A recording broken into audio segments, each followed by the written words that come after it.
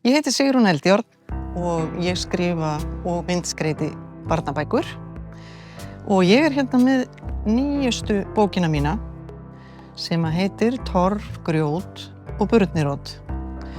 Og þetta bók sem varð eiginlega til svolítið undir áhrifum frá eiginmanni mínu sem heitir Hjörleifur og svona sérfræðingur í torfbæjum og við hefum skrifað alveg hnausþykka bók torfbæi á Íslandi.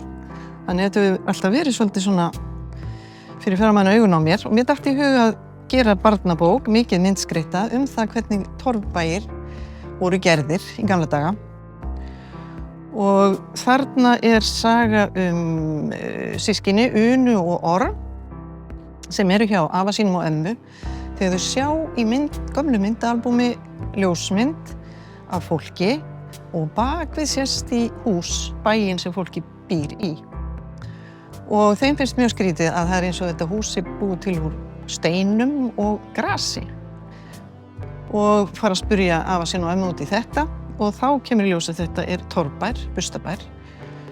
Og í framhaldi af þessu þá ákveða þau, þessi fjögur, að byggja lítinn torfbæ upp í sveit.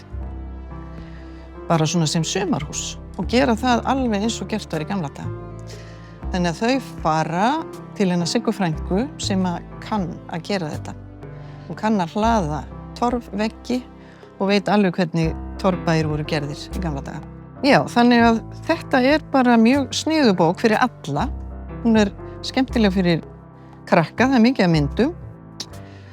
Alveg fyrir litla krakka, stóra krakka og svo bara alla, því að það þurfa náttúrulega allir að vita hvernig torfbæir voru gerðir af því að forfeður okkar og mæður bjuggu í svona húsum gamla daga. Þannig að bók fyrir alla.